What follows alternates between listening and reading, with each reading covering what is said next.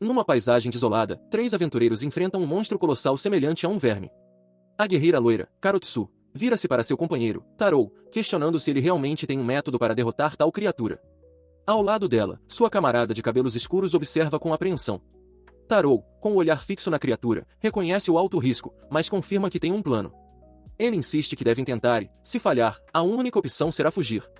A mulher de cabelos escuros concorda silenciosamente. Seu rosto é uma máscara de determinação enquanto se prepara para agir, anunciando que é hora de começar. No entanto, sua expressão muda de repente para uma de confusão, como se algo estivesse fundamentalmente errado. A cena muda abruptamente. O aventureiro está em meio a uma estranha coleção de suprimentos, galões e caixas de papelão, que ele afirma ter adquirido por meio de compras online. Seu rosto se contorce de raiva enquanto ele brada sua intenção de subjugar seu alvo. O momento se estilhaça, revelando um homem diferente em um escritório, gritando seu próprio nome e cargo, chefe de seção, Kato Tarou. Com um solavanco repentino, Kato Tarou acorda em sua mesa, a aventura não passando de um sonho. Seu superior, um homem careca, está de pé ao seu lado, comentando que já são 22 horas e que ele ficou preocupado. Um tarô atrapalhado só consegue oferecer um pedido de desculpas resmungado. Ele solta um bocejo profundo, anunciando para o escritório agora vazio que está de saída. Ele reflete com um suspiro que não consegue acreditar que adormeceu no meio do trabalho. Lá fora, o horizonte da cidade brilha contra a vasta escuridão da noite. Caminhando para casa, Kato Tarou esfrega a nuca, sentindo a exaustão profunda que se instalou em seu corpo. Ele reflete que, com mais de 40 anos, as horas extras contínuas estão se tornando insuportáveis. Ele finalmente chega à porta de casa, anunciando seu retorno a um lar vazio. Agora em roupas casuais, Kato Tarou, de 41 anos, come uma refeição solitária em uma mesa baixa. Ele mora sozinho, passando seus dias monótonos como um típico funcionário de escritório. Ele se senta no chão, com o smartphone na mão. Pensa em como seus colegas lhe dizem para encontrar um novo amor em sua idade, mas ele não consegue. Seu olhar recai sobre uma foto de uma mulher chamada Kana. Ele se lembra que, desde aquele dia, dedicou-se inteiramente à sua empresa, embora perceba que não é o que ele realmente quer. Ele flutua nos momentos antes de acordar, sua mente ainda presa ao sonho. A mulher que estava nele, ele reflete, era muito bonita. O pensamento agradável se evapora enquanto ele se espreguiça, totalmente desperto em seu quarto simples.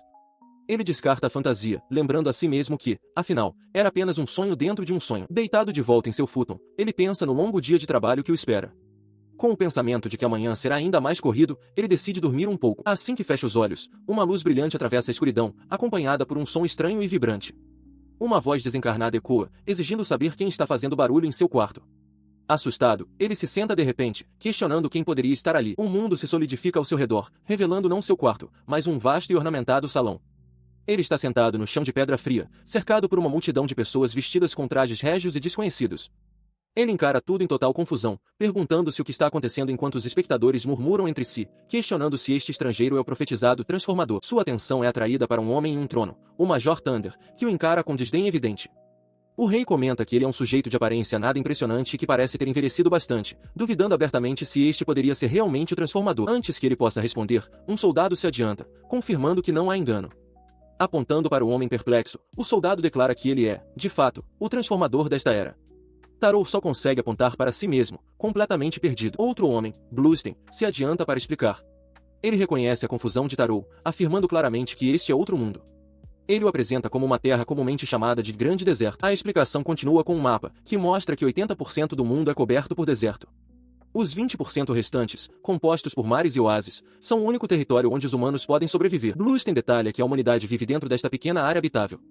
No entanto, os desertos estão longe de estarem vazios, eles estão repletos de criaturas conhecidas como monstros da areia, seres tão resistentes que dentes humanos comuns não conseguem nem arranhá-los. A revelação atinge Tarou com horror, e ele aperta a garganta, percebendo a natureza aterrorizante deste lugar. Enquanto ele se recuperava da notícia dos monstros, um oficial explicou a história de sua situação. Em um determinado momento, Deus proclamou que, para superar essa grande dificuldade, um poder especial seria concedido a uma pessoa que não fosse deste mundo. Kato Tarou só conseguiu murmurar em confusão, Deus. O oficial continuou, afirmando que, para o desenvolvimento do mundo e para resolver a escassez de água, eles passaram muitos anos se preparando para invocar essa figura profetizada, o Transformador. Apontando um dedo decisivo, o homem declarou, e esse é você. Tarou encarou de volta, sua expressão uma mistura de choque e incredulidade, o título de Transformador ecoando em sua mente. O oficial então perguntou seu nome. Kato Tarou, ele respondeu automaticamente. O homem coçou o queixo, ponderando que era um nome incomum, talvez pertencente a um nobre. Tarou, sobrecarregado, simplesmente tentou ignorar o comentário. Sua tentativa foi interrompida por uma voz ríspida e condescendente. Um jovem rei, o Major Thunder, zombou de seu trono, achando risível que alguém com roupas tão surradas pudesse possuir algum poder especial. A pura intensidade no olhar do rei fez Tarô se encolher. O rei declarou que não seria feito de bobo. Ele apontou diretamente para Tarô, declarando-o inútil para seu esforço de guerra. Você está, por meio deste, banido deste país, ele ordenou. Tarô ficou paralisado, completamente atordoado pelo decreto repentino. Seguindo a ordem do rei, ele foi silenciosamente escoltado por um atendente por um longo e ornamentado corredor do palácio. Tarô caminhava de cabeça baixa, pensando com ironia que, para um suposto salvador, estava sendo tratado muito mal. Ele foi levado a um quarto bem mobiliado onde o oficial de antes, Bluestein, estava esperando. Bluestein gesticulou para que ele relaxasse. Tarô se aproximou da grande janela, olhando para a vasta e estranha paisagem urbana. A realidade finalmente se impôs. Ele estava verdadeiramente em outro mundo. Dentro do quarto, o homem se apresentou formalmente. Eu sou o Barão Liebo Bluestein e sirvo a este país como ministro das finanças. Enquanto Tarô repetia o título, o atendente riu, dizendo-lhe que não havia necessidade de tal formalidade. Bluestein serviu-lhe uma xícara de chá, comentando sobre sua camisa roxa. Ele explicou que roxo é uma cor nobre, e aqueles que a usam são considerados aristocratas. Ele então acrescentou que o nome de Tarô era notavelmente semelhante ao nome do Transformador que eles haviam invocado, deixando Tarô a ponderar as implicações. Ele se sentou em frente a Bluestein, tomando uma bebida quente, e explicou o resultado de sua reunião com o rei. Admitiu que não achava que tivesse um sobrenome, mas, após alguma discussão, o rei concordou em fornecer um apoio mínimo por cerca de um mês. Ele continuou, recontando como o rei o declarou inútil e disse que nunca mais queria ver seu rosto. Tarô não pôde deixar de acrescentar que achou o rei bastante rude. Em resposta, Bluestein calmamente pousou sua xícara. Ele prometeu providenciar roupas novas, observando que seria um incômodo andar por aí com as vestes atuais. Em seguida, ofereceu uma perspectiva sobre o rei, explicando que ele é um perfeccionista que tem lutado com as pressões da sucessão. A explicação do ministro das Finanças continuou enquanto uma imagem do rei, Major Thunder, vinha à mente. O herdeiro original do trono era o irmão mais velho do rei, mas ele morreu repentinamente, deixando os nobres com muito pouco apoio ao novo monarca. Seu irmão havia sido um governante superior. Agora, para estabelecer seu próprio legado, o Major Thunder busca desesperadamente por indivíduos poderosos para provar seu próprio valor. Ao ouvir isso, Tarô tomou um gole de sua xícara, sua expressão endurecendo. Ele concluiu que, na visão do rei, um transformador como ele era simplesmente desnecessário. Ele se perguntou amargamente se a recepção teria sido diferente se ele fosse jovem e bonito. Ele então perguntou a Bluestein o que seria dele. O ministro explicou que, durante o próximo mês, ele passaria por um treinamento básico para sobreviver e aumentar seu nível. O termo pegou Tarô de surpresa. Ele percebeu que este mundo funcionava como um jogo de RPG. Bluestein esclareceu que, como oficial civil, ele mesmo não poderia treinar Tarô. Em vez disso, um soldado do quartel externo guiaria, onde um oficial forneceria a instrução. O quartel se erguia como uma estrutura formidável. Sabe-se que um transformador é aquele que possui talento, golpes especiais e habilidades estranhas aos habitantes deste mundo, um fato que se manteve verdadeiro para todos que vieram antes. Enquanto um soldado conduzia pelo pátio, Tarô descobriu que o reino possui um manual do Programa de Treinamento de Transformadores. Segundo o manual, ele deveria treinar no deserto fora da capital. Vendo silhuetas monstruosas à distância, ele se perguntou se lutaria contra elas, no momento em que se lembrou que o oficial encarregado era ninguém menos que o Major Thunder. Ele se viu diante de um homem imponente e musculoso com uma cicatriz proeminente no olho. O homem declarou-se o treinador do Changer, encarregado da tarefa pelo rei, e então surpreendeu o recém-chegado ao se apresentar como Kato Tarô. O protagonista ficou chocado com a coincidência impossível. Bluestein observou que esta era a última missão do treinador antes de uma transferência, expressando dúvidas sobre o arranjo. O protagonista, enquanto isso, lamentava o absurdo de ser colocado sob o comando de um subordinado que tinha exatamente o mesmo nome que ele, culpando a negligência dos superiores. O treinador virou-se para Bluestein, explicando que foi dispensado de seu posto de major simplesmente por ser um plebeu. Ele afirmou que o exército está enfraquecendo precisamente porque há poucos plebeus capazes de alcançar tal patente. Sua atenção então se voltou para o protagonista com um sorriso. Ele admitiu que não se importava com a tarefa, já que ser um caçador de feras da areia era mais lucrativo. Declarou que o treinamento começaria na manhã seguinte, mas primeiro, o protagonista precisaria receber roupas adequadas. Olhando para seu agasalho simples, o protagonista reconheceu o problema, questionando silenciosamente o estado deste novo país. Enquanto o treinador falava, Bluestein se aproximou para sussurrar um aviso. Ele explicou que o traje do treinador não poderia ser usado sem a permissão explícita do rei. Embora usá-lo em um quarto privado não fosse problema, e fosse até possível vendê-lo, obter a permissão necessária seria um desafio.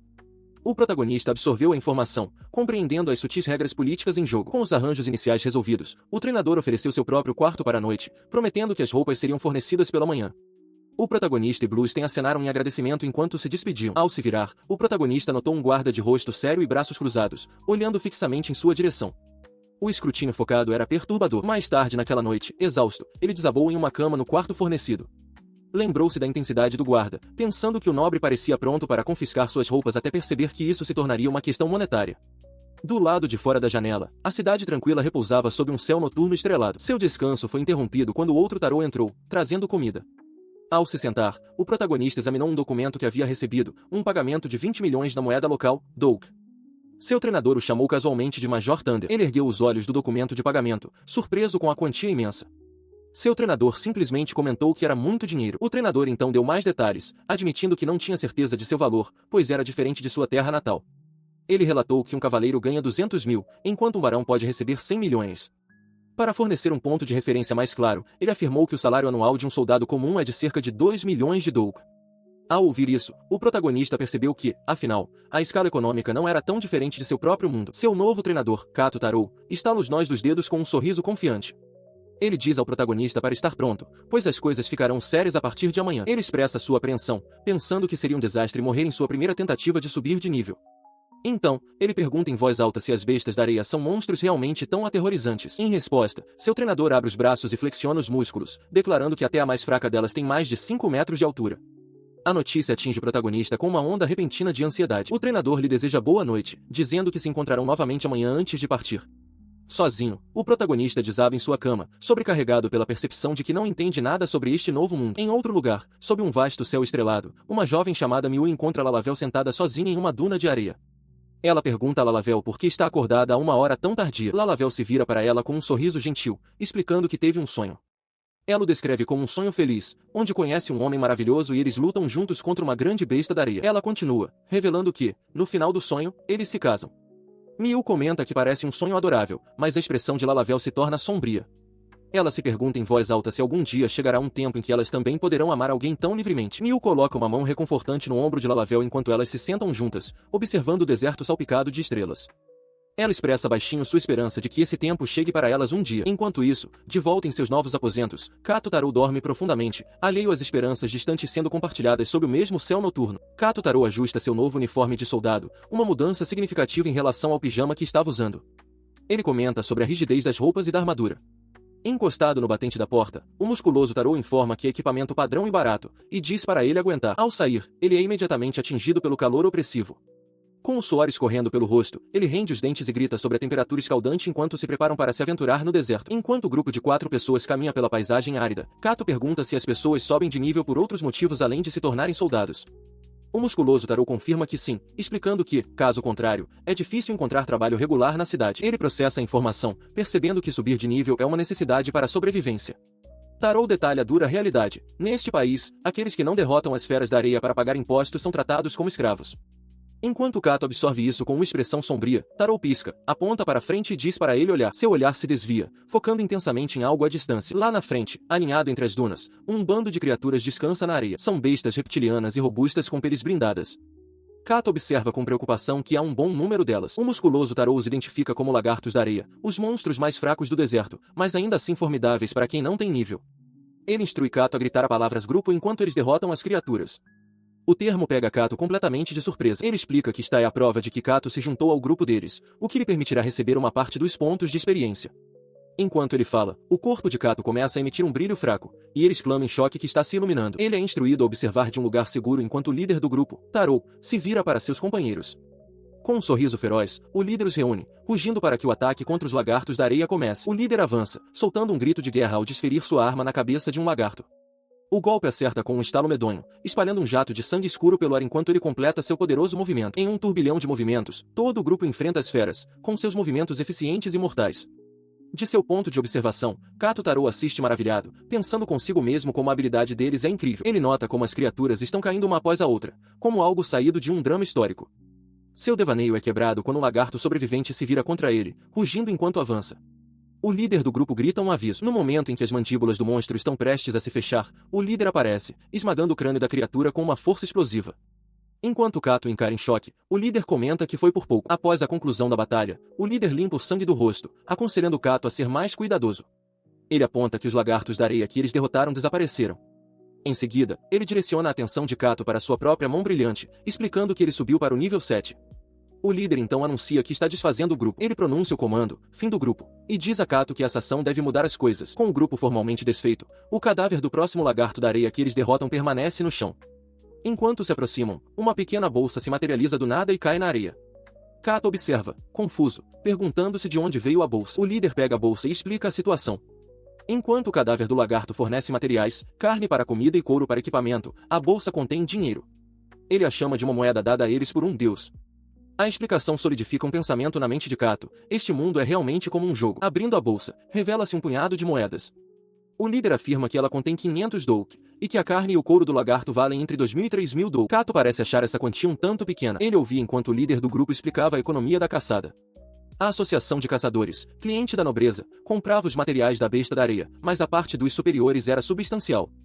Depois que os impostos levavam metade do que sobrava, o líder refletiu que até 2.000 dolk por besta parecia severo, um pensamento que visivelmente perturbou Kato. Apesar da economia severa, o ânimo do líder permanecia alto. Ele ergueu um punho triunfante, declarando o trabalho pesado encerrado. Ordenou que o grupo reunisse todos os materiais e se apresenta-se, um comando recebido com um brado retumbante do grupo. Os espólios da caçada foram processados e 3 dias se passaram. Uma multidão imensa se reuniu em uma praça central, fervilhando de atividade. Saindo de um prédio, Kato Taro fez uma careta, com o corpo dolorido. Ele percebeu, desanimado, que apesar de 3 dias seguidos subindo de nível, suas dores musculares não haviam melhorado nem um pouco. Ao seu lado, o líder confirmou que o depósito deles havia sido acertado. Ele então ofereceu um conselho financeiro, dizendo a Kato para não depositar os 20.000 dolk de suas roupas velhas imediatamente, pois os fundos ficariam inacessíveis nos quartéis.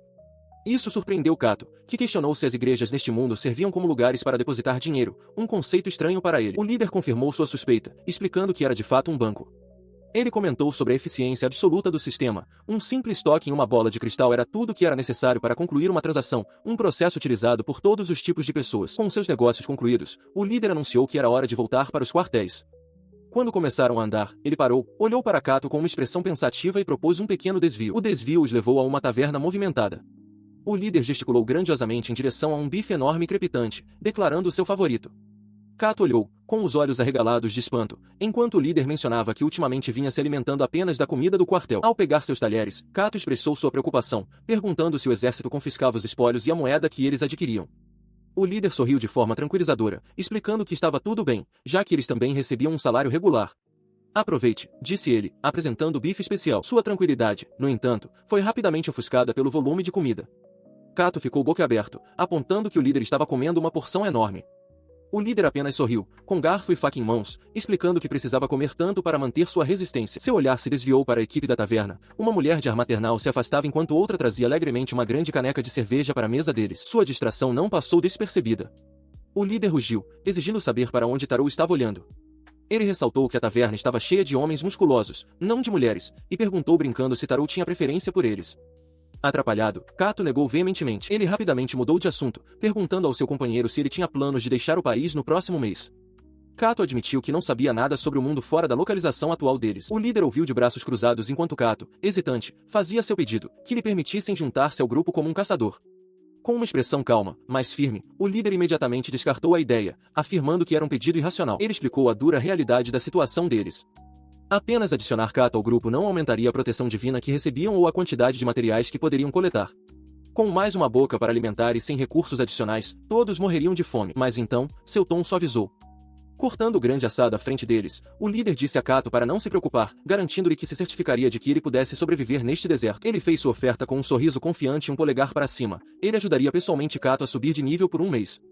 Dominado pela emoção, com lágrimas de gratidão escorrendo pelo rosto, Kato aceitou avidamente. A partir daquele momento, um período exaustivo de subida de nível começou.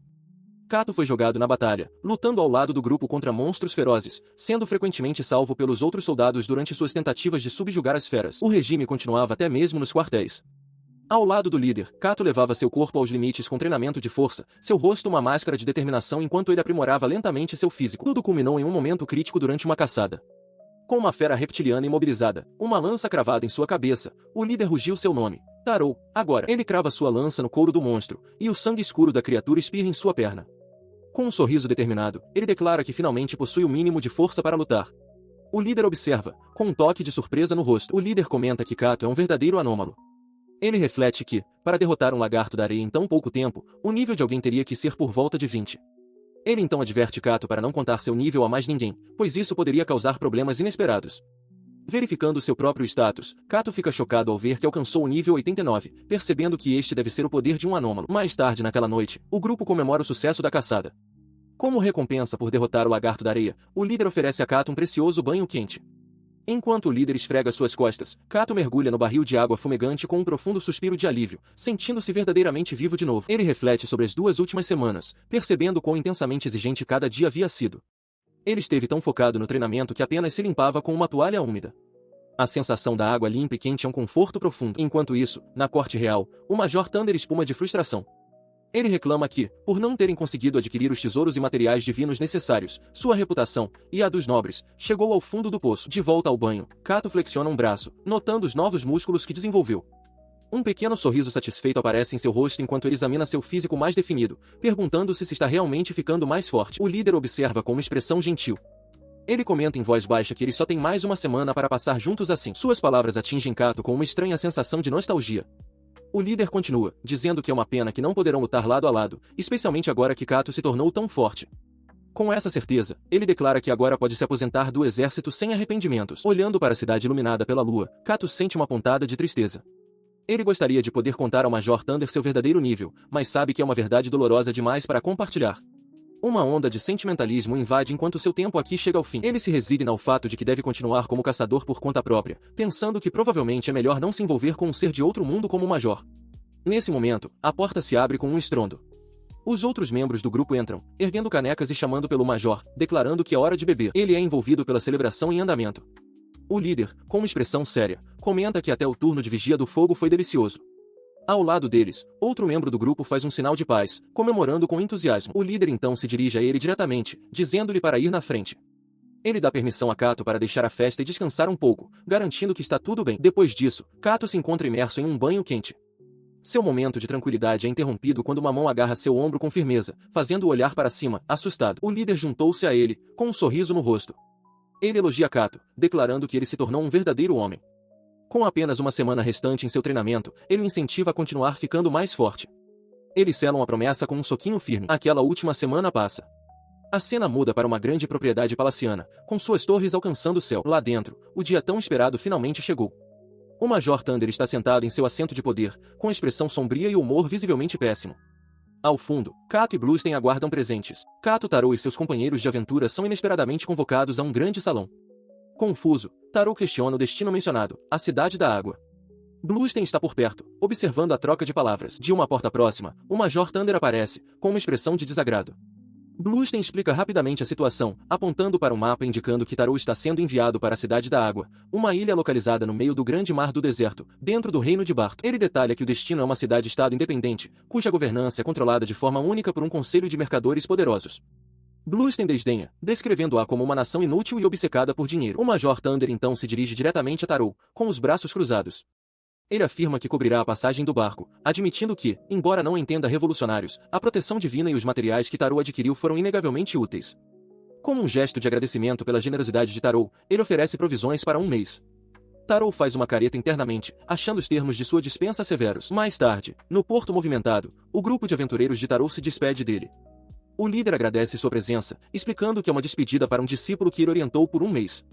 Ele entrega a Tarô um saco de moedas, que o aceita com surpresa, não esperando um presente de despedida. O líder do grupo vira-se para Bluestein, aconselhando que, como Tarô não irá subjugar o deserto, ele deve usar o dinheiro da venda de suas roupas com moderação e focar em estabelecer uma vida estável na nova cidade o mais rápido possível. Já a bordo da embarcação, afastando-se do cais, Tarô reflete sobre sua situação.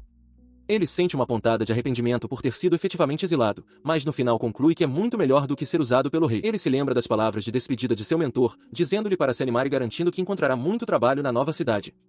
Dominado pela bondade deles, Tarô se comove até as lágrimas, prometendo nunca esquecer a compaixão que lhe demonstraram. Com essa promessa sincera, as velas do navio se enfunam ao vento, levando-o em direção ao seu futuro incerto. Ele se inclinou sobre a murada do navio, acenando um último e entusiasmado adeus.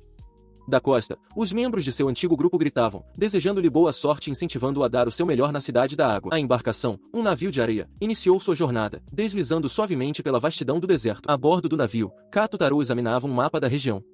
Ele tinha ouvido dizer que esses navios eram movidos à magia e notou que sua construção não era tão diferente de uma embarcação marítima. Seu curso atual era em direção a um porto na costa centro-norte, onde ele faria a transferência para um navio marítimo com destino à Cidade da Água. Ele estava de pé na murada, aproveitando a brisa fresca e a visão rara das dunas do deserto, pensando que a viagem seria confortável. De repente, o navio balançou violentamente, desequilibrando confuso. Ele se perguntou quem poderia estar lutando ali. Um jovem de cabelo espetado correu em sua direção, perguntando se ele ajudaria a derrotar uma besta da areia. O rapaz explicou que, mesmo que fosse apenas um lagarto de areia gigante, sua ajuda seria muito bem-vinda. Ele observou surpreso enquanto o jovem o chamava com urgência, gritando para que ele fosse depressa. Ao chegar ao convés principal, Kato Taro olhou incrédulo. Não era um mero lagarto, uma criatura colossal, semelhante a um verme segmentado com uma bocarra circular e escancarada, havia emergido ao lado do navio. Um homem robusto de cabelos compridos, claramente o líder, identificou a fera como um verme da areia. Ele explicou aos outros que estavam em um enxame que a boca e o estômago da criatura podiam devorar qualquer coisa. Ele alertou que o navio de madeira certamente seria destruído se fosse mordido, e então deu a ordem. Eles lutariam até que o enxame passasse. Ele segurou a lança que lhe fora dada, com os nós dos dedos embranquecendo. Sentia-se apreensivo, sem saber se conseguiria derrotar sequer um lagarto de areia gigante, quanto mais aquele monstro. Mas não havia outra escolha, ele tinha que lutar. Enquanto ele se preparava, o jovem de cabelo espetado avançou, gritando para que todos deixassem aquilo com ele enquanto corria para enfrentar o verme da areia. O jovem espadachim moveu-se com uma velocidade incrível, partindo um verme da areia em dois com um único e poderoso golpe. Perto dali, o aventureiro robusto e Kato Taro só podiam observar, atônitos. O aventureiro murmurou que o garoto era um tolo, mas sua habilidade era inegável. Com a vitória imediata garantida, ele se virou e gritou um aviso para alguém fora de vista, insistindo para que fugissem imediatamente. Ele permaneceu alheio à nova ameaça que surgia logo atrás dele. Num instante horripilante, um segundo verme da areia atacou, suas mandíbulas maciças se fechando sobre a cabeça e o tronco do espadachim.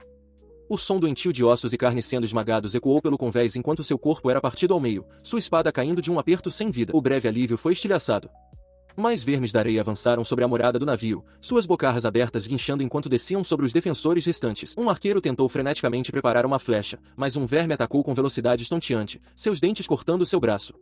Enquanto ele gritava, outro verme agarrou seu outro braço, arrastando-o para baixo. Sua mão decepada jazia se contorcendo em uma poça de sangue, um pedido de ajuda desesperado e gorgolejado escapando de seus lábios antes de ser silenciado. Vendo o massacre, o líder robusto berrou ordens para os sobreviventes aterrorizados.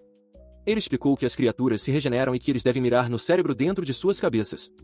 Ele reforçou seu comando esmagando o crânio de um verme, avisando que não havia tempo para hesitação. Enquanto mais vermes infestavam o convés, o companheiro do espadachim caído assumiu o comando de outra seção. Ele declarou que eles segurariam a linha ali e instruiu outro homem a proteger as mulheres e crianças. O homem confirmou a ordem, preparando-se para a luta. O líder então voltou seu olhar furioso para Kato Taro, que estava paralisado de terror. Ele o agarrou pelo colarinho, exigindo a confirmação de que ele havia entendido o comando. Encarando a bocarra de um verme da areia que se aproximava, Taro só conseguiu gaguejar um sim aterrorizado. Com o grito de agora, do líder ecoando em seus ouvidos, Kato Taro avançou. Ele cravou um pedaço quebrado da morada do navio como uma lança diretamente na cabeça do verme da areia, fazendo a criatura explodir em uma chuva de sangue. Ele mal tem um momento para se recuperar quando o líder robusto grita um aviso: atrás de você. Outro está vindo. Enquanto o novo verme da areia emerge do chão, Kato Taro salta para longe bem no momento em que a terra se estilhaça onde ele estava. O líder observa seus reflexos impressionantes. Seu mês de treinamento intenso e aumento de nível assume o controle. Aterrissando suavemente, ele gira e crava sua arma na criatura em um único movimento fluido, espalhando um jato de sangue escuro pelo convés. O líder robusto observa a cena com uma careta, estalando a língua em aparente frustração, não pela morte, mas pela natureza interminável da luta. Ele inspeciona o campo de batalha, notando que não há fim à vista. Para cada um que derrotam, outro aparece. Virando-se para Kato Taro, que está recuperando o fôlego, ele pergunta se está tudo bem. O líder então expressa uma observação preocupante. Ele explica que algo está errado, o enxame já deveria ter passado, mas os vermes da areia parecem estar se reunindo ao redor deles. Antes que possam refletir mais sobre isso, o jovem aventureiro de cabelo espetado corre em pânico na direção deles. Ele grita pelo líder, declarando uma emergência. Os capitães pegaram os barcos pequenos e fugiram. A notícia devastadora paira no ar. Os olhos de Kato Taro se arregalam à medida que a implicação o atinge, sua voz mal um sussurro enquanto ele tenta compreender a situação.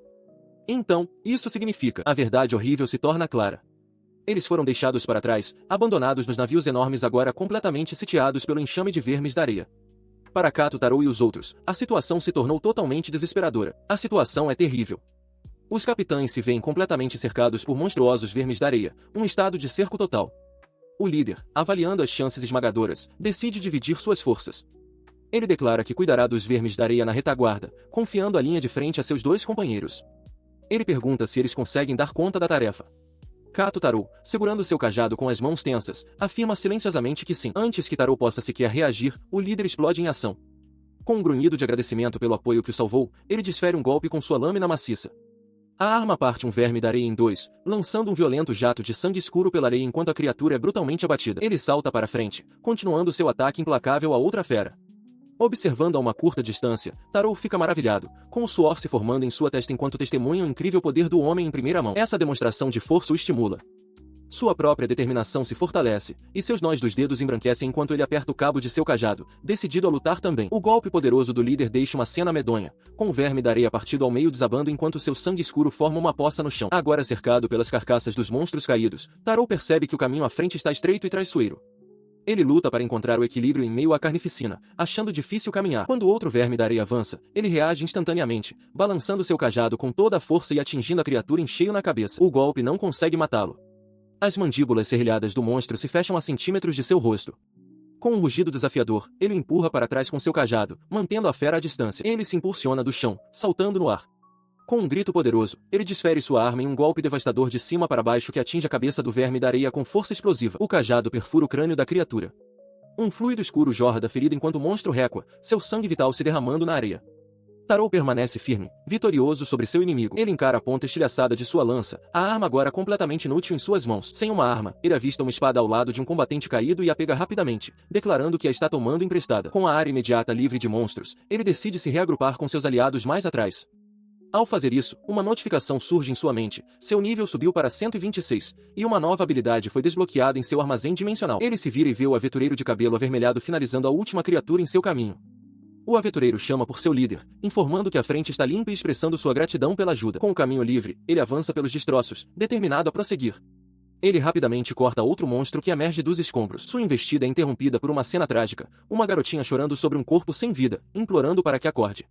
Quando um monstro avança em direção à criança, ele percebe o perigo imediato e grita para ela correr. Antes que a criatura possa desferir seu ataque, o aventureiro de cabelo avermelhado entra em ação, agarrando a menina e tirando-a do perigo no momento em que o ataque do monstro estilhaça o chão onde ela estava. Kato Tarou observa, atônito. O aventureiro, segurando a criança apavorada, grita para Kato Tarou não hesitar e ordena que ele fuja do navio.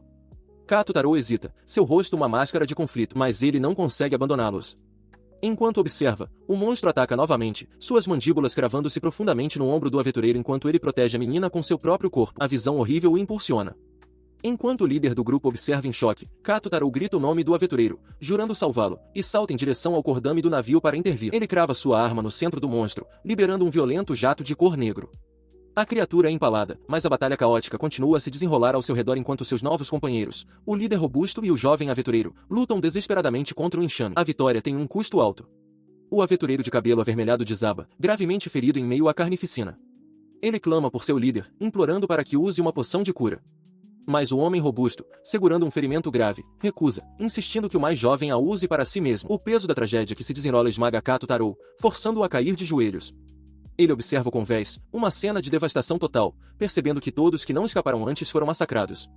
Perto dali, uma jovem sobrevivente também desaba em desespero, lamentando que ele não conseguiu salvar nem uma única garota, chamando a si mesmo de um fracasso como líder. Sua atenção se volta para o líder moribundo. A voz do homem está fraca enquanto ele explica que o navio está acabado e não aguentará por muito mais tempo.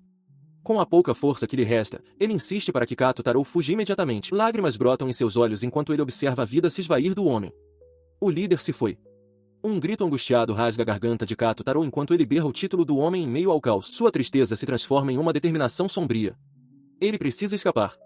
Forçando-se a ficar de pé, seu olhar varre o convés e se fixa em um bote salva-vidas danificado, acendendo um plano desesperado de sobrevivência. Ele age rapidamente, conseguindo baixar a pequena embarcação na água agitada. Com um propósito nascido do desespero, ele a prepara para uma partida apressada do navio condenado. Com sua mochila segura, ele se joga no bote salva-vidas, e com um grunhido de esforço, se afasta do navio que afunda. O bote se move lentamente. Ele se esforça contra a água, rugindo de frustração para que se mova, para que o leve para longe do horror. Quando o bote salva-vidas finalmente começa a se afastar, o navio imenso é despedaçado pelo enxame de monstros. Ele olha para trás, sua expressão uma mistura de profunda tristeza e determinação de aço, os momentos finais de seus companheiros caídos para sempre gravados em sua memória enquanto a embarcação deles é consumida pelo mar. Ele se arrastou para frente, desabando na areia com o que restava de suas forças. Atrás dele, os destroços de seu bote salva-vidas jaziam estilhaçados na praia, um testamento final de sua jornada desesperada. Diante dele se estendia um mar de areia sem fim, uma paisagem vasta e desolada sob um céu pesado e nublado. Sua mente voltou para quando ele ainda estava à deriva. Ele havia observado o deserto infinito ao seu redor, pensando em como um mapa em um smartphone seria útil. Mas ele rapidamente descartou a ideia, claro que não funcionaria aqui. Até mesmo uma simples bússola teria sido uma dádiva divina. Ele refletiu sobre como sua vida havia mudado completamente desde seus dias como um assalariado. Neste novo mundo, ele fora apoiado por boas pessoas, como o Barão Bluestein e o Major Thunder. Ele realmente acreditava que uma nova vida estava apenas começando, mas enquanto a escuridão se infiltrava em seus pensamentos, ele foi forçado a se perguntar se sua vida sempre tinha sido tão inútil. Sem que ele soubesse, as correntes levaram sua embarcação danificada para as margens de um oásis, onde ela parou perto de uma construção de pedra aninhada entre palmeiras. Lá, uma jovem em uma armadura ornamentada o encontrou de bruços. Reconhecendo a gravidade da situação, ela soube que precisava agir rápido e chamar a senhora Lalavel. Quem descobriu Tarô na praia foi uma guerreira desta terra. Ele flutua em uma escuridão sem fim, sem sentir nada acima ou abaixo. Um único pensamento surge. Ele está prestes a morrer, mas ele afasta o pensamento. Havia algo que ele precisava fazer, uma memória que precisava recuperar. A memória de um quarto de hospital, o ar preenchido pelo som rítmico de um monitor. Lágrimas escorrem pelo rosto de Kato Tarô enquanto ele vela por uma mulher chamada Kana, deitada fragilmente em sua cama. Na porta, o outro Tarô permanece como um observador silencioso. A voz dela é fraca ao chamar seu nome. Ela lhe pede para viver uma vida longa e, se puder, para encontrar alguém novo e se casar novamente. Dominado pela dor, ele cerra o punho, dizendo que ela está sendo egoísta, que o futuro dele é com ela. Ela explica que tem uma promessa a cumprir, e é por isso que não pode morrer ainda. Sua memória se desvanece com a visão de um monitor zerado. Ele acorda num sobressalto com uma dor aguda na cabeça. Um jovem de cabelo castanho avermelhado se aproxima, segurando uma cabaça. Ele pergunta se Tarô está bem e diz para ele descansar, oferecendo-lhe um pouco de água que acabou de buscar. O jovem o ajuda a beber, aliviado. Tarô, embora fraco, consegue dar um sorriso de gratidão e agradece. O jovem explica que ele esteve inconsciente por um dia inteiro. Um dia inteiro, Tarô repete em sua mente. Seu salvador confirma, sugerindo que a exaustão e a desidratação foram as causas prováveis. Perto dali, os destroços de um trenó jazem semi-enterrados na areia. Tarô suspira, sentindo o peso de sua situação. Ele diz ao jovem que não sabe como recompensá-lo pelo resgate. O jovem simplesmente sorri, descartando o agradecimento como se não fosse nada. De dentro de uma grande tenda montada em meio a um conjunto de palmeiras, uma voz chama, pedindo para que alguém informe uma pessoa chamada Lalavel.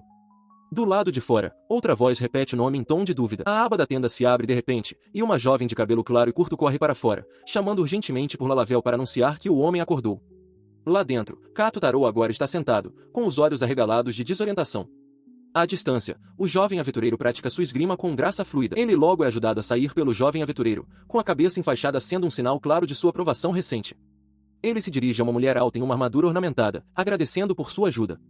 A mulher de armadura se vira, afirmando friamente que não era nada para se preocupar, ela apenas prestou os primeiros socorros e o aconselha a descansar ali por um tempo. Seu olhar se demora na armadura impressionante dela. Ele não consegue deixar de pensar em como ela deve ser incrivelmente forte e se pergunta silenciosamente se não fica quente usando todo aquele metal. Ela parece sentir seu escrutínio, sua postura enrijecendo levemente. Ela toca a lateral de seu rosto mascarado, perguntando se é sobre isso que ele está curioso. Sem esperar por uma resposta, ela explica que usa a máscara porque tem uma grande cicatriz de queimadura no rosto. O jovem aventureiro se inclina, aconselhando discretamente a Kato Tarô que a queimadura é uma ferida profunda e que é melhor não tocar no assunto. Mudando de assunto, Kato Tarô olha para os arredores desconhecidos e pergunta onde eles estão. Ele gesticula para o santuário verdejante e exuberante cercado por um mar infinito de areia. Ele explica que é isso que ele chama de oásis do povo exilado. O nome do lugar não alivia suas preocupações. Sua expressão endurece enquanto ele se vira para o jovem aventureiro, exigindo saber as circunstâncias de sua chegada. Ele precisa entender o que aconteceu para deixá-lo ferido e abandonado aqui. É Lalavel quem lhe responde. Ela relata que o navio de areia deles foi subitamente atacado por um verme da areia. Ela acha todo o incidente estranho, explicando que o piloto do navio era um veterano que não deveria ter sido pego de surpresa. Além disso, ela observa que é inédito a tripulação abandonar o navio primeiro, já que a embarcação é seu único meio de sobrevivência. O jovem aventureiro complementa a explicação dela, esclarecendo que o destino original deles era a Cidade da Água, tendo partido da capital do Reino de Parte. Kato Tarô ouve atentamente, processando a terrível notícia do naufrágio. Ele ouvia enquanto a jovem aventureira, Miu, apontava as inconsistências da situação. Ela achava estranho estarem no lado oposto do deserto de Water City, seu suposto destino a partir da capital. Ela acrescentou que havia muitas outras coisas inexplicáveis sobre a tripulação do navio. Ouvindo isso, Kato Tarô só conseguiu oferecer um pedido de desculpas silencioso. Ela então se apresentou formalmente como Miu, antes de gesticular para sua companheira de armadura. Esta, ela anunciou, era Lalavel, princesa do Reino de Parte. A revelação chocou Tarô, que gaguejou o próprio nome em resposta. Lalavel, no entanto, parecia indiferente à formalidade. Sua atenção foi capturada por um termo específico que ela usou, reformador. Lalavel imediatamente questionou como ele conhecia essa palavra, já que nunca haviam se encontrado. Ele explicou que tinha ouvido anos atrás que o Reino de Parte havia invocado um chamado reformador. O pensamento trouxe à mente uma imagem do rei, Major Thunder, olhando com desdém. Tarô percebeu com uma certeza sombria que as ações de seu irmão eram apenas um pretexto para se livrar dele. Ele estava na mesma posição que elas, completamente vigiado e manipulado. Como se lesse seus pensamentos, Lalavel confirmou seus medos. Ela explicou que também era odiada por seu irmão e fora expulsa do país com Miu. Embora não tivesse direito ao trono, sua mera existência era uma ameaça à posição do rei. Ele suspirou, reconhecendo as circunstâncias complexas. Lalavel acrescentou que, oficialmente, a presença delas no deserto era para uma missão de subjugação de bestas da areia. Ela então retornou ao tópico do reformador, descrevendo a invocação como um trunfo cruel para a humanidade. Só poderia ser realizada uma vez a cada 50 anos e exigia uma quantidade imensa de magia. Além disso, ela tinha ouvido dizer que havia uma condição. Miu interveio, revelando a condição sombria. A morte do reformador era um requisito necessário. Ela também mencionou uma técnica de invocação de 5 anos antes que precisava de ainda mais magia. Com isso, Lalavel expressou sua suspeita, que o navio delas foi deliberadamente guiado para o ninho do verme da areia por ordem do rei. A implicação atingiu Tarô com força. Seu punho se fechou enquanto a verdade se assentava. A tripulação nunca pretendeu levá-los para Water City. O rei os queria mortos. Uma imagem do Major Thunder rindo maniacamente sobre seu corpo ensanguentado e caído passou por sua mente. Eles deveriam ser sacrificados. Miu concordou que parecia plausível, embora a parte sobre o reformador fosse difícil de aceitar. Então, sua expressão mudou. Ela disse a Tarô que podia sentir uma leve quantidade de magia vindo dele. Enquanto ele a encarava, incrédulo, ela sorriu e explicou que, como usuária de magia, era sensível a essas coisas. Ele ouvia enquanto Miu explicava os fundamentos da magia. Havia 6 tipos, ela detalhou: fogo, água, terra, vento, cura e demônio, revelando que ela mesma era uma usuária de magia de cura. Virando-se para ele, ela perguntou que tipo de magia ele podia usar. A pergunta o pegou de surpresa, ele só conseguiu gaguejar que nunca havia usado algo assim em sua vida. Mas então, uma memória veio à tona. Ele se lembrou do momento em que subiu de nível, uma notificação estranha aparecendo diante dele, armazém dimensional. Agora ele entendia. Ele havia aprendido a habilidade armazém dimensional e guardado uma poção de cura dentro dela. Ao materializar o frasco em sua mão, Miu ofegou de espanto, declarando que a habilidade dele era extremamente rara, ainda mais do que sua própria magia de cura. A princesa Lalavel concordou, comentando sobre como o poder dele era incrível. O elogio, no entanto, causou um arrepio na espinha de Tarô. Ele percebeu que uma habilidade tão rara, talvez uma em 100 mil, teria sido explorada impiedosamente se ele tivesse sido levado perante o rei. Ele imaginou que seria declarada um tesouro nacional, seu conteúdo examinado e seu poder potencialmente degradado para o uso do reino. Sua expressão endureceu ao considerar o que poderia ter sido. Se ao menos ele tivesse adquirido esse poder antes, pensou, talvez as coisas tivessem sido diferentes. Os rostos daqueles com quem sentia que havia falhado passaram por sua mente. Miu notou sua angústia. Ela perguntou o que estava errado, observando que ele de repente ficará pálido. Quando ele não respondeu, ela perguntou gentilmente por que ele não estava olhando para ela, acrescentando que achava seu rosto esguio muito bonito. O elogio sincero dela o deixou completamente sem graça, e ela insistiu, perguntando por que ele estava tão surpreso com suas palavras genuínas. Sem esperar por uma resposta, ela o instruiu a se agachar e ficar perfeitamente imóvel. Ele obedeceu, e ela se inclinou, seu rosto de repente a centímetros do dele. A proximidade foi avassaladora, e um rubor profundo se espalhou por suas feições. Ela o olhou atentamente, perguntando qual era o problema. Ela se perguntou em voz alta se ele era incapaz de encontrar seu olhar quando ela estava tão perto. Ele gaguejou, completamente perplexo com as ações dela. Ela então admitiu que, a uma distância tão curta, também não conseguia ver o rosto dele direito. E com isso, ela fechou a distância restante, pressionando seus lábios contra os dele. Ao lado, a princesa Lalavel gritou em choque, exigindo que parassem. Miu se afastou, com uma expressão de quem tinha entendido algo, e declarou que aquele era o teste final. O teste lhe rendeu uma rápida repreensão da princesa, deixando Miu com um curativo na própria cabeça. Tarô, ainda atordoado e corado, protestou que ela não deveria beijar alguém que acabou de conhecer. Miu, desviando o olhar com um bico, retrucou que ele ainda era inexperiente de qualquer maneira. A princesa Lalavel explica a Tarô que a razão pela qual ninguém a olha com nojo é porque ela mesma se surpreende com isso. Ela se recorda das palavras de um rei, provavelmente seu pai, que declarou que não tinham utilidade para a feiura dela, pois essa foi a exata razão para seu exílio. Ela continua, apontando para uma Miu chorosa, recontando como era chamada de forma zombeteira de princesa feia e criança com varíola pelas costas. Ela avisa Tarô que, se ele ajudar alguém considerado feio, essa reputação inevitavelmente se espalhará para ele também. Ele finalmente entende. Relembrando a aparência das mulheres que viu até agora, Tarô tem uma epifania, visualizando os valores deste mundo como uma pirâmide onde a beleza convencional está na base, rotulada pejorativamente. Ele grita, incrédulo, que a percepção de beleza deste mundo é completamente diferente da sua. Após seu desabafo, Miu pergunta se ele acha que Lalavel é forte. Tarô confirma sem hesitação. Miu então explica que Lalavel é uma das caçadoras mais poderosas do reino de Bart, questionando de que outra forma ela poderia ter defendido a capital por tanto tempo, enquanto a princesa se posta triunfante sobre uma fera batida. Ele volta sua atenção diretamente para Lalavel, afirmando com firmeza que chamar alguém de feio é errado. Ele diz a ela que, independentemente da calúnia que ela suporta, ele acredita que o coração dela deve ser lindo, já que ela lutou desesperadamente para proteger seu país mesmo quando este a exilou. Suas palavras comovem visivelmente a princesa, que pergunta com a voz trêmula por que ele está chorando. Tarô, surpreso ao encontrar lágrimas em seus próprios olhos, reflete internamente que deve ter uma fraqueza por espíritos nobres. Enquanto Karotsu incentiva Miu a fazer Lalavel remover sua máscara, Taro ouve e questiona o que poderia ser tão terrível em seu rosto. A voz de Lalavel ecoa como uma memória, admitindo que tudo era mentira. Ela se lembra de seus irmãos dizendo constantemente que a visão de seu rosto os deixava enjoados, e por isso ela sempre usou a máscara. Ela se sentia completamente desamparada. Enquanto Miu tenta confortá-la, lembrando-a dos nomes cruéis que ela mesma suportou, Lalavel toma uma decisão. Ela resolve mostrar-lhe o rosto. Taro, observando à distância, preocupa-se brevemente com as possíveis complicações políticas. Com as mãos trêmulas, a princesa alcança sua máscara. Ela a remove. Taro fica completamente sem palavras. Diante dele, seu rosto é revelado, corado, com lágrimas brilhando em seus olhos. Seu único pensamento é que ela é estonteantemente linda. Miu pergunta se ela está bem. Lalavel, embora envergonhada, parece lidar com a situação. Taro, no entanto, percebe a complexidade do momento. Após 22 anos sendo constantemente humilhada, ela não poderia acreditar em sua admiração genuína tão facilmente. Ele se preocupa que ela pense que ele está apenas sendo educado. Ele fica surpreso com a pergunta dela. A princesa Lalavel, com o rosto corado, pergunta se suas palavras anteriores foram sinceras. Para testar sua sinceridade, ela hesitantemente pergunta se ele estaria disposto a segurar sua mão. Sem hesitar, ele pega a mão enluvada dela.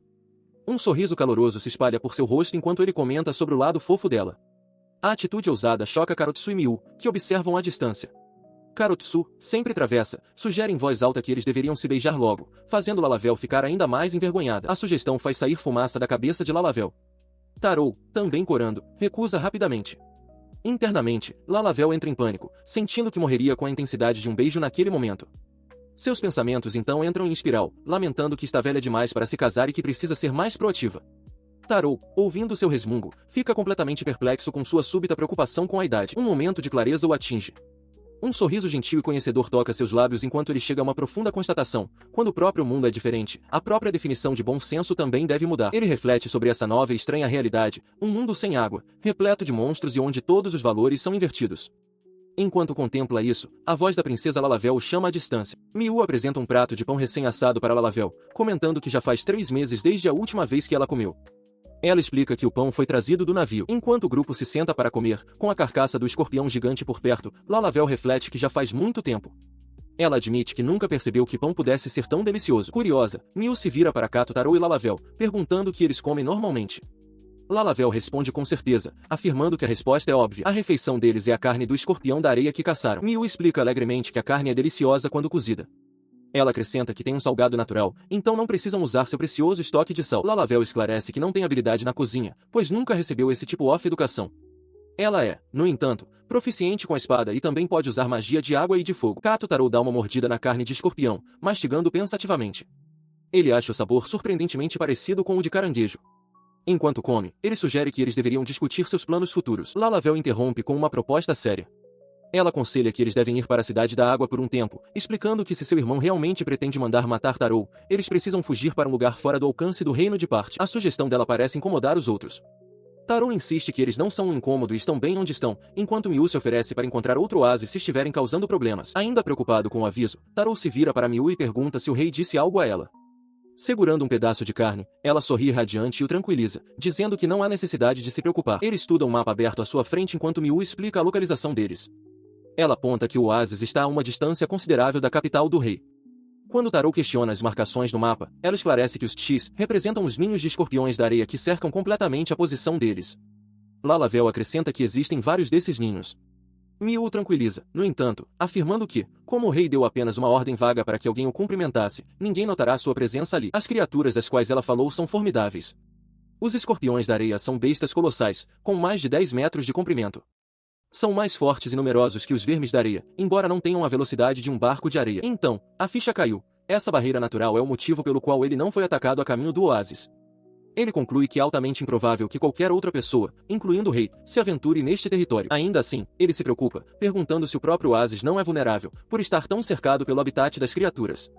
Miu, no entanto, descarta sua preocupação com confiança, gabando-se de que, embora os escorpiões da areia sejam um incômodo, ela pode derrotá-los com facilidade. Suas palavras não aliviam sua apreensão. Ele considera a situação, se nem mesmo ela consegue atravessar o ninho de vermes da areia, então escapar deste lugar parece, no momento, uma impossibilidade. Percebendo seu desconforto, Miu se agarra ao braço dele afetuosamente. Ela diz que ele tem estado distante ultimamente, explicando que está apenas fazendo seu melhor para ser uma boa anfitriã. Com um sorriso radiante, ela o convida para ficar e morar com eles por um tempo. Sua voz continua sobre uma vista do oásis tranquilo, garantindo-lhe que, embora as feras da areia vaguem pelos desertos, não há perigo para sua vida aqui. Lalavel, de braços cruzados, oferece um contraponto pragmático. Ela admite que a segurança dele está garantida, mas ressalta que obter comida e suprimentos é uma questão completamente diferente. Miu sorri radiante, declarando que é sempre mais divertido com mais pessoas por perto. Ao lado dela, a expressão severa de Lalavel se suaviza em um pequeno sorriso pensativo enquanto ela concorda. Seu olhar recai sobre uma tenda bem equipada. Enquanto Miu anuncia alegremente que ficará aos cuidados deles, ele se resigna à situação, pensando que talvez seja o melhor a fazer. Ele aceita a oferta delas. Dentro da tenda, iluminada por uma única lanterna, uma voz feminina hesitante quebra o silêncio, perguntando se ela também poderia dividir o espaço de dormir com os outros dois. A pergunta era para Tarou, que estava deitado tremendo em sua cama. Ele exalou um bafo gelado, reconhecendo que a noite no deserto estava de fato anormalmente fria. Miu, ao lado da blindada Lalavel, insistiu que ficar do lado de fora seria imprudente, pois se poderia facilmente morrer congelado. Ele se sentou, com a atenção capturada por um objeto brilhante em forma de cúpula que Lalavel segurava. Ele comentou sobre a conveniência do item, observando que nem mesmo os soldados da capital real recebiam tais coisas. Lalavel explicou que era um aquecedor, um dispositivo que usava magia para aquecer o interior da tenda. Ela então olhou diretamente para ele, perguntando se ele se sentiria desconfortável em dividir a tenda com ela. Ele rapidamente descartou a preocupação dela, garantindo-lhe que estava tudo bem. Sua garantia, no entanto, foi recebida com uma súbita enxurrada de acusações. Miu declarou que fora avisada para não se envolver com um vira-lata como ele, enquanto Lalavel acrescentou que seu irmão lhe dissera que ser tocada por um homem seria uma desgraça para sua família. Sobrecarregado, Tarou retrucou, perguntando se elas realmente o viam como algum tipo de animal. Um consenso pareceu se formar sobre o oásis tranquilo. Embora certamente houvesse espaço para melhorias em sua situação de comida e moradia, eles concordaram que, por enquanto, dada a emergência, teriam que se arranjar juntos. Depois disso, Miu disse alegremente a Lalavel que ela seria mais do que bem-vinda para se juntar a eles. Lalavel sorriu, concordando que devia ser o destino. Tarou, ouvindo a troca de palavras, ficou chocado ao perceber que estavam discutindo sobre ele e seu novo arranjo. Antes que ele pudesse reagir, Miu alegremente puxou Lalavel para um abraço em grupo, declarando que estava decidido. Os três agora viveriam juntos. Ele processou a súbita reviravolta dos acontecimentos. Uma vida comunitária cercado por duas mulheres atraentes não era tão ruim, pensou ele, mas fez uma nota mental firme para se manifestar imediatamente se sentisse que estavam se aproveitando dele. Sentado sem jeito entre elas, ele se lembrou das palavras de seu irmão naquela manhã sobre sua própria experiência patética. Seu irmão havia dito que um homem que dorme no mesmo quarto que uma mulher e não faz nada é menos que um homem. Tarou se sentiu encurralado, uma flor em cada mão, preso em uma situação impossível. Na beira de um oásis no deserto, Kato Tarou senta-se e mergulha o pé na água fria, suspirando de alívio. Ele avisa seus companheiros que devem descansar, comentando sobre como a água fria é agradável. Ele reflete sobre a sorte que tiveram, observando a ilha exuberante coberta de palmeiras que serve como seu santuário nas vastas areias. Com um sorriso satisfeito, ele fecha os olhos, grato por terem água em abundância e não precisarem se preocupar com o banho. Seus pensamentos se voltam para as belas garotas que conheceu em sua jornada, embora admita para si mesmo que não é totalmente satisfatório. Seu devaneio é interrompido quando Miu aparece de repente ao seu lado, assustando-o ao perguntar por que ele está sorrindo sozinho. Surpreso, ele pergunta quando ela chegou. Miu responde casualmente que já estava ali há algum tempo e que ele não deveria se surpreender tanto. Percebendo o pôr do sol, ele sugere que comecem a preparar o jantar. Ela concorda e se oferece para ajudar, apresentando-lhe o grande ferrão decepado de um escorpião da areia. Ele pigarreia, reconhecendo o ingrediente familiar, embora perturbador. Perto dali, a origem do ferrão fica clara. Lalavel está diante de uma criatura escorpião enorme e musculosa, informando-a de que, como estão contando com ela, ela cuidará da cozinha. Ela observa que a criatura é do tamanho de uma pessoa. Miu também oferece seu apoio, gesticulando para um pequeno golem de pedra e explicando que um fogão e uma área de trabalho estão disponíveis para seu uso. Ela revela um conjunto de utensílios de cozinha que preparou, pelos quais Tarou expressa sua gratidão. Ele observa que não há lenha, mas Miu esclarece que é desnecessário. Ela explica que pode simplesmente canalizar magia para a laje de pedra para gerar calor, o que dá muito menos trabalho. Enquanto ele segura uma frigideira, Miu instrui a ajustar o calor levantando-a e abaixando-a. Ele acha o método difícil, mas entende. Uma lembrança de sua vida após a morte de sua esposa, Kana, vem à mente. Ele teve que cozinhar para si mesmo e se tornou bastante habilidoso. Flexionando o bíceps, ele declara que está à sua chance de mostrar suas habilidades. Ele começa preparando uma salada, cortando habilmente os vegetais que trouxeram do navio enquanto Miu observa. Em seguida, sua atenção se volta para o prato principal. Segurando um grande corte de carne de lagarto gigante, ele decide prepará-lo como um bife. Ele então rasga pedaços de pão em uma tigela, criando uma cobertura para a salada. Ele para conferir seu excesso de tendões da carne com sua faca. Com um gesto confiante, ele tempera o corte generosamente com sal e especiarias. Colocando a carne temperada com a pele para baixo na panela aquecida, ela começa a chiar alto. Enquanto o aroma preenche o ar, Miu comenta como o cheiro está bom. Ele continua a selá-la em fogo alto, garantindo que ambos os lados fiquem bem cozidos. Assim que o bife está cozido, ele o move para um prato, planejando usar a gordura que soltou da carne para saltear os vegetais de acompanhamento. Um pensamento lhe ocorre: embora o bife esteja bom por si só, a refeição precisa de mais um prato. Percebendo sua contemplação, Miu oferece uma grande perna de escorpião da areia, perguntando se ele pode usá-la. Lalavel concorda com a sugestão com entusiasmo. Ele aceita a perna de escorpião. Quando Miu pergunta o que ele planeja fazer com ela, ele simplesmente diz para ela observar. Ele então quebra o exoesqueleto resistente, extraindo cuidadosamente a carne e desfiando-a em pedaços finos. Em seguida, ele bate vários ovos de lagarto gigante em uma tigela. Ele despeja os ovos batidos em uma panela de água fervente que já contém a carne de escorpião da areia desfiada, finalizando uma sopa no estilo de sopa de ovo com caranguejo. Ele apresenta o banquete completo: um grande bife de lagarto gigante, uma salada fresca e uma tigela fumegante da sopa. O jantar está servido, ele anuncia. Os olhos de Miu brilham de alegria, e Lalavel comenta que faz muito tempo que ela não come uma refeição com tantos pratos. Ambas dão uma mordida em uníssono, suas expressões mudando imediatamente para pura satisfação. Miu exclama que a carne está deliciosa e surpreendentemente leve. Lalavel declara o prato uma obra-prima, notando como o sabor da carne temperou perfeitamente os vegetais salteados. Vendo as reações delas, Kato Tarou sorri, satisfeito que seus esforços foram bem-sucedidos. Ele olhou para a tigela fumegante, satisfeito. Os ingredientes da sopa foram realçados lindamente. Ele não esperava encontrar um método de cozimento para o escorpião da areia como este, mas também sabia que havia outra maneira: grelhá-lo. Sua culinária rendeu grandes elogios da princesa Lalavel. Ela admitiu que, embora tivesse afirmado que a comida dele era apenas mediana antes, na verdade era muito habilidosa. Ela então declarou seu desejo de ficar encarregada das refeições de Tarou de agora em diante, acrescentando que, se ele concordasse, ela cuidaria disso. Ele sorriu, um pouco tímido, enquanto ela pensava consigo mesma que não tinha intenção de deixá-lo fazer isso sozinho pelo resto da vida. Enquanto ela falava, Miu se aproximou de Kato, sussurrando que, por Lalavel ser uma princesa, ela não tinha experiência na cozinha. Miu explicou que, se deixada por conta própria, Lalavel queimaria tudo ou ferveria a panela muito lentamente, como sempre fazia. Do outro lado, o rosto de Lalavel se contorceu de raiva. Ela tinha ouvido cada palavra, gritando que era rude e desnecessário. Após a refeição, o clima se acalmou enquanto começavam a limpar. Miu comentou que fazia muito tempo que não tomava um banho tão bom. Kato perguntou se já era hora de dormir, e ela confirmou, acrescentando que não havia entretenimento ali e que deveriam dormir logo após comer. Ele então mencionou a vigia noturna, perguntando se deveria ficar de guarda contra escorpiões da areia ou outras ameaças. Miu sorriu, garantindo-lhe que não se preocupasse. Ele foi assegurado, no entanto, de que a noite era relativamente segura. Escorpiões da areia e vermes da areia, dos quais eles se alimentam, não são muito ativos depois de escurecer. Para segurança adicional, um dispositivo foi instalado ao longo do perímetro do oásis para detectar quaisquer intrusos. Miu deu mais detalhes sobre a segurança, explicando que, no início, eram atacados todas as noites. Mas, por cerca de uma semana, Lalavel os repeliu incansavelmente até que as criaturas finalmente pararam de vir. Kato ficou surpreso, imaginando como uma pessoa poderia ser tão forte. Com as tarefas da noite resolvidas, os preparativos para dormir foram feitos. Miu mencionou que havia emprestado a ele sua própria roupa de cama, esperando que fosse adequada. Ele agradeceu, observando que mesmo com um cobertor, estaria frio. Miu concordou, acrescentando que mesmo sem aquecedor, dormir enrolado no mesmo cobertor seria bom. Ela então declarou que não enfrentaria a noite do deserto sozinha, pois era muito fria. Ela insistiu que eles compartilhassem, dizendo que seria confortável dentro da tenda com o aquecedor. Kato ficou nervoso, percebendo que um homem não deixaria uma mulher em sua posição sozinha. Nesse momento, outra figura apareceu. Era Lalavel, vestida com uma camisola surpreendentemente delicada e reveladora. Miu perguntou se ela não estava usando seus shorts de malha de sempre. Lalavel, corada e na defensiva, retrucou que aquilo era uma roupa de dormir de alta classe da capital real e que era rude dizer que não combinava com ela. Ela então murmurou que também era irritante que lhe dissessem para usar algo tão sofisticado, antes de gritar para eles não dizerem que era lingerie. Ela cruzou os braços, com o rosto corado de vergonha. Miu perguntou por que ela estava usando aquilo, então. Lalavel explicou que seu irmão, o príncipe, havia dado a ela, dizendo-lhe para usar na primeira oportunidade que tivesse. Kato, completamente perplexo, só conseguia pensar que não entendia a realeza de forma alguma e que toda aquela situação o estava colocando em uma posição muito difícil. Ele observou, surpreso, enquanto a princesa Lalavel de repente firmava sua determinação. Com o rosto ainda corado, ela declarou que precisavam dormir imediatamente, pois o trabalho de verdade começaria no dia seguinte, parecendo superar a vergonha com pura força de vontade. Seguindo a liderança dela, eles se acomodaram para a noite.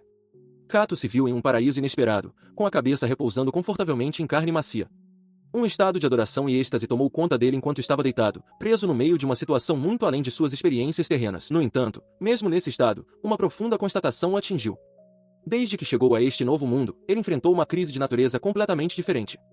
Decidindo que era melhor não pensar nisso, ele resolveu simplesmente dormir e se preparar para o dia seguinte. Kato Tarou dorme. Sua nova vida, coabitando com duas jovens, começou. No deserto, as noites são frias e quando o sol nasce, a grande diferença de temperatura é uma preocupação constante. Ele começa a acordar, pensando que deveria fazer o café da manhã, mas seu corpo parece estranhamente pesado. Uma sensação pulsante acompanha o peso, e ele se pergunta se é apenas fadiga acumulada por tudo o que aconteceu. A origem do peso se torna clara. Miu está dormindo profundamente em cima dele.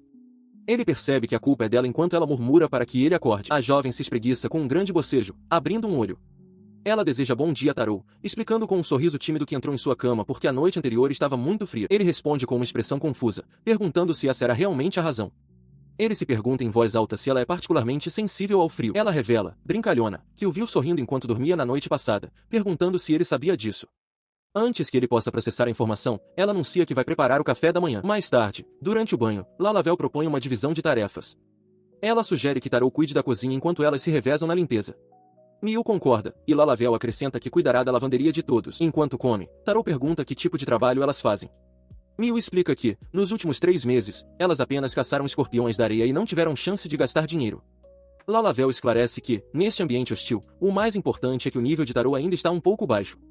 Isso surpreende Tarou, que pergunta se ela consegue realmente saber qual é o seu nível. Com uma piscadela confiante, Lalavel declara que o nível dele é 123.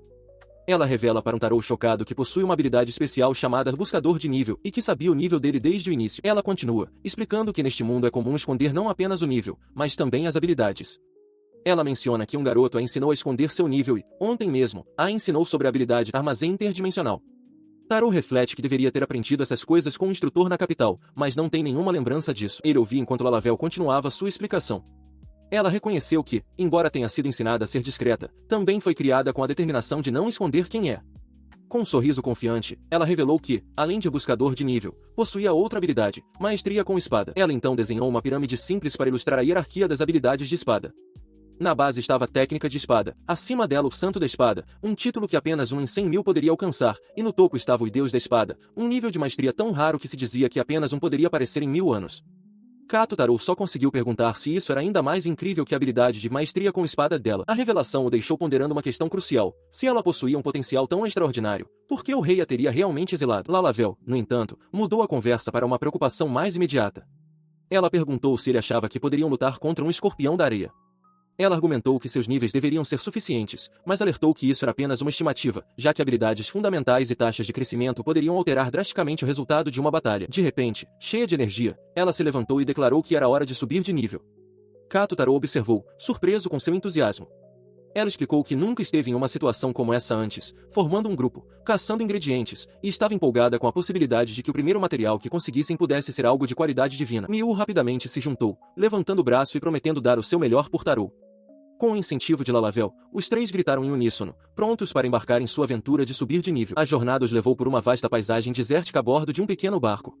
Enquanto navegavam entre estranhas poças circulares de areia, Kato Tarou notou como suas companheiras eram notavelmente positivas, apesar do ambiente desolado. À distância, as silhuetas de escorpiões corriam pela areia. Agora vestidos com trajes de aventura, o grupo parou diante de seu destino.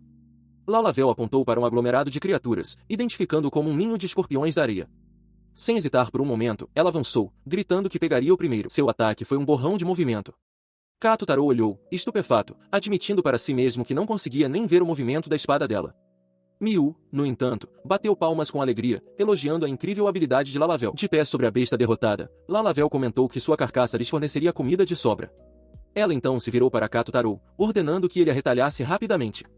Ele só conseguiu emitir uma afirmação tensa. Ele estava com suas novas companheiras enquanto Lalavel, com uma expressão determinada, declarou que o aumento de nível deles como um grupo começaria oficialmente agora. Miu imediatamente tomou a iniciativa, apontando que o ponto fraco dos escorpiões da areia é a cabeça. Com um sorriso confiante, ela anunciou seu plano de derrotar todos eles com um único golpe e lançou um feitiço, gritando, lança de gelo. Os projéteis de gelo encontraram seus alvos, perfurando as carapaças de vários escorpiões. Indiferente ao caos, Lalavel avançou para o meio da batalha, gritando para que mais inimigos a atacassem. Miu se viu cercada, sua lâmina um borrão enquanto se defendia de múltiplos atacantes. Em meio à batalha frenética, ela gritou para Tarou, confiando a ele a proteção da retaguarda. No coração do enxame, Lalavel se movia com uma graça mortal, sua espada cortando os insetos monstruosos e lançando jatos de fluido escuro no ar a cada golpe poderoso. Ele observava a demonstração avassaladora da retaguarda, uma gota de suor na testa. Refletiu, irônico, que apesar de lhe pedirem para protegê-las, suas 2 companheiras eram tão esmagadoramente poderosas que simplesmente não havia nada para ele fazer. E assim continuou.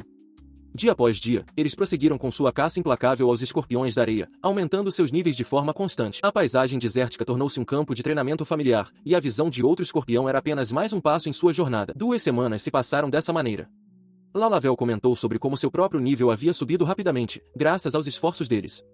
Miu acrescentou que era conveniente como os escorpiões da areia derrotados simplesmente desapareciam. Quando Lalavel perguntou sobre o progresso dele, Taro revelou que agora estava no nível 199, tendo ganhado mais de 70 níveis desde sua chegada. Ao ouvir sobre seu progresso incrível, Miu exclamou com alegria que ele estava quase no nível 200.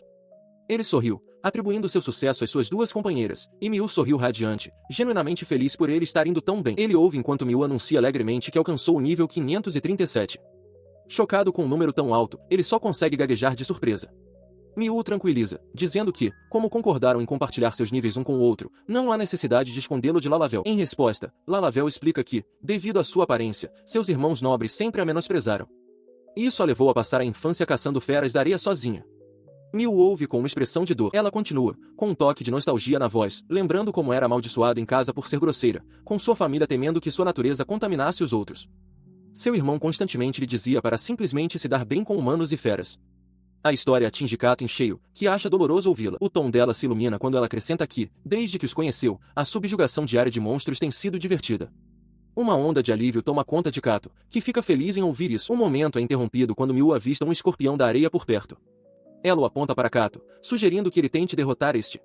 Ele se vira, sua expressão endurecendo com determinação. Ele avança, lembrando-se das táticas de combate de Miu. Focando sua intenção, ele identifica o ponto vital da criatura, sua cabeça, e salta no ar, desferindo um golpe poderoso com sua arma. O golpe acerta em cheio e, enquanto o monstro cai, uma notificação se materializa diante dele. Ele alcançou o nível 200. Seus companheiros correm para o seu lado, parabenizando pela conquista. Miu declara que ele agora está no mesmo nível de um caçador de alto escalão. Enquanto agradece, seus olhos pousam em uma nova exibição em sua tela de status, uma habilidade especial, armazém de dimensão diferente. O texto na tela muda, e o nome da habilidade se transforma em 2 palavras de seu mundo antigo, compras online. Ele encara, em total confusão, imaginando que essa nova, porém estranhamente familiar, habilidade especial poderia ser. Numa clareira tranquila cercada por palmeiras, uma grande tenda ergue-se ao lado da água. Aqui, a habilidade única, compras pela net, está prestes a ser posta à prova. Kato Taro está por perto, perguntando-se em voz alta que tipo de poder essa habilidade realmente é e como invocá-la. Como se em resposta, uma grande interface brilhante se materializa diante de seus olhos, exibindo um layout de web familiar, fazendo-o ofegar de espanto. Ele se inclina, estudando a tela. É um mercado online chamado Sabazon, um claro paralelo a um de seu mundo. Ele percebe, de repente, que pode procurar itens simplesmente pensando neles. Sentindo o calor deste novo mundo, ele deseja ociosamente por um sorvete. Instantaneamente, os resultados da busca se enchem de uma infinidade de opções de sorvete, trazendo um brilho de deleite aos seus olhos. Sua empolgação rapidamente se transforma em confusão ao examinar os detalhes. Os produtos são todos de seu mundo natal, mas a moeda não é iene. Em vez disso, os preços estão listados em Kidou, abreviado como ED. Ele supõe que seu valor é provavelmente semelhante ao Dou, e isso apresenta um novo problema. Ele não tem dinheiro eletrônico para uma compra online. Tudo o que possui é um saco físico de moedas de Douk, o que o deixa pensar como poderia pagar por qualquer coisa. Enquanto contempla seu dilema, um número impressionante pisca na tela em dígitos enormes, 387.595.687 edição. Ele encara, estupefato, questionando se aquilo poderia ser seu saldo disponível. Ele agarra a interface, abalado pelo choque.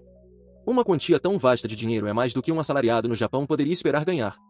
Então, um pensamento se conecta. Ele não recebeu nenhum material físico ou ferramenta divina dos monstros que derrotou. A verdade o atinge com a força de um golpe físico, com imagens de suas batalhas passadas passando por sua mente. Ele percebe que tudo, cada monstro, cada item, foi automaticamente convertido em dinheiro e depositado diretamente nesta conta de compras. Ele se vira para suas companheiras, Lalavel e a princesa de armadura, para explicar sua descoberta. O sistema permite que ele deposite Douk de uma conta bancária para carregar seu saldo eletrônico, e ele também pode converter idols de volta em Douks. Ele observa, no entanto, que parece não haver como pagar o empréstimo em Douk que recebeu. Vendo sua expressão preocupada, a princesa pergunta o que há de errado. Ele ouviu enquanto o outro tarô exibia os músculos, declarando sua intenção de depositar seus ganhos na igreja.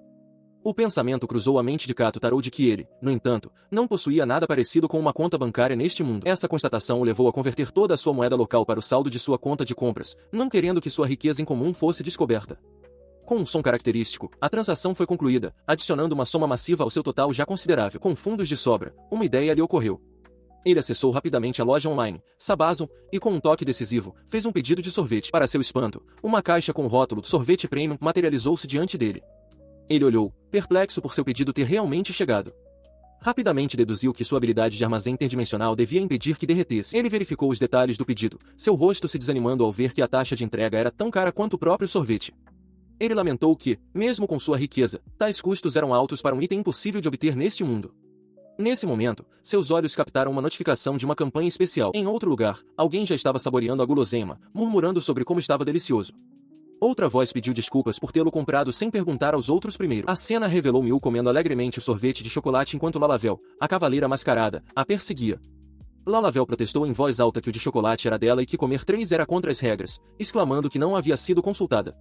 Kato Taro observava a cena se desenrolar, segurando seu dispositivo. O grupo saboreava a sobremesa rara. Miu comentou que fazia 3 meses e meio que não comia doces, deliciando-se com um sabor amarelo e frutado. Lalavel, provando uma variedade verde, comentou sobre seu sabor maduro, enquanto Miu expressava surpresa com a alta qualidade do chocolate. Segurando a caixa agora vazia, Kato Taro parecia desanimado. Ele percebeu que sua própria porção tinha acabado e murmurou um pedido de desculpas para si mesmo. O pensamento dos custos de envio que ele pagou por este momento fugaz então voltou à sua mente. Ele olhou de volta para seu dispositivo, lembrando-se da notificação.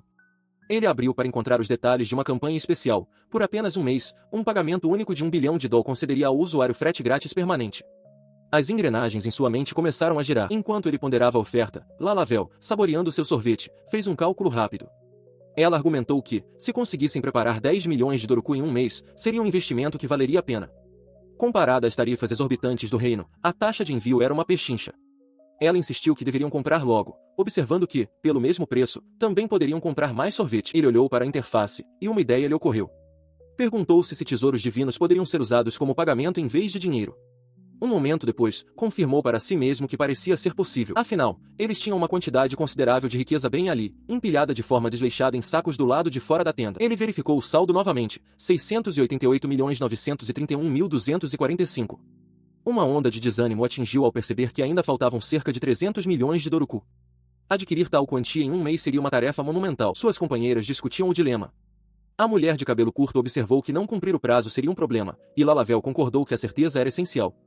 Quando a sugestão de estender o período de subjugação foi levantada, Lalavel a descartou imediatamente, afirmando que continuar a caçada atual já estava se mostrando difícil demais. A difícil tarefa deles era derrotar uma criatura conhecida como nomeado. Diferente das bestas de areia comuns, um nomeado é um indivíduo gigantesco e excepcionalmente forte que age sozinho.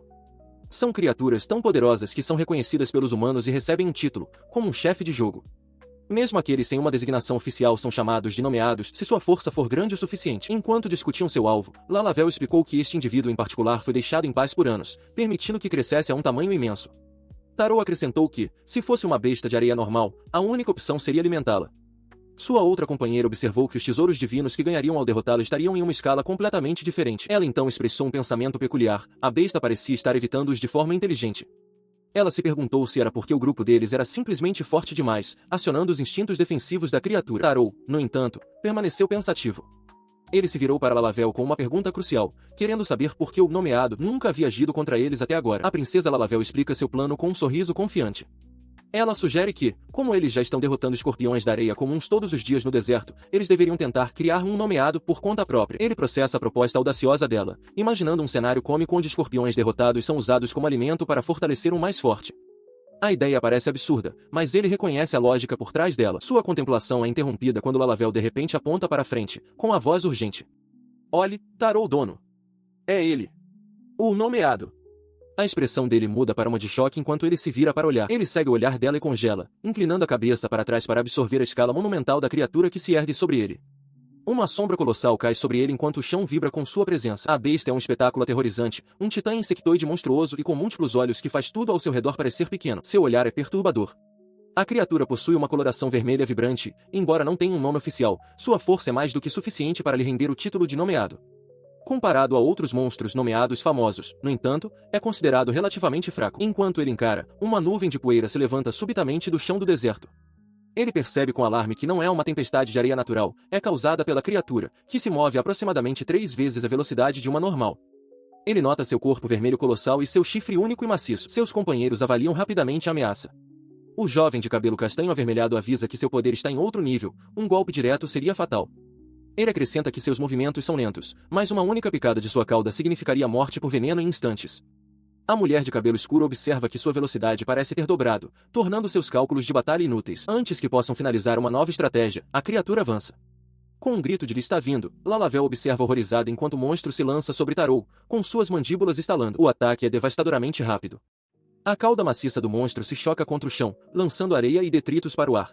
Tarou grita de dor ao ser arremessado para o lado. Vendo isso, o espadachim de cabelo avermelhado declara que eles não têm tempo a perder e devem derrotá-lo rapidamente. Enquanto a batalha contra o besouro colossal se desenrola, um pilar de gelo pontiagudo irrompe do chão do deserto, invocado pela usuária de magia do grupo, que grita seu nome. Pilar de gelo. A conjuradora observa atentamente enquanto Kato Tarou pergunta se conseguiram derrotá-lo. Ela responde rapidamente que ainda não acabou, com o olhar fixo para cima, enquanto a princesa Lalavel desce dos céus. Ela grita o nome da princesa em aviso e apoio. Enquanto ela mergulha em direção à criatura, sua companheira no chão grita para que ela use a técnica especial de Tarou, incentivando-a a mostrá-la a fera e fazê-la pagar. Com um único e decisivo corte, ela decepa a cauda massiva do monstro, lançando uma torrente de fluido escuro pelo ar. O apêndice decepado atinge a areia e imediatamente começa a se dissolver com um chiado audível, desaparecendo em vapor. Aterrissando graciosamente, a princesa de armadura exala lentamente, a tensão da batalha a deixando enquanto a poeira assenta a seus pés. Sua companheira corre para o seu lado, elogiando seu excelente trabalho. A princesa Lalavel aceita o elogio com um sorriso confiante, embora comente que não foi um grande desafio. Observando à distância, Kato Tarou fica cativado.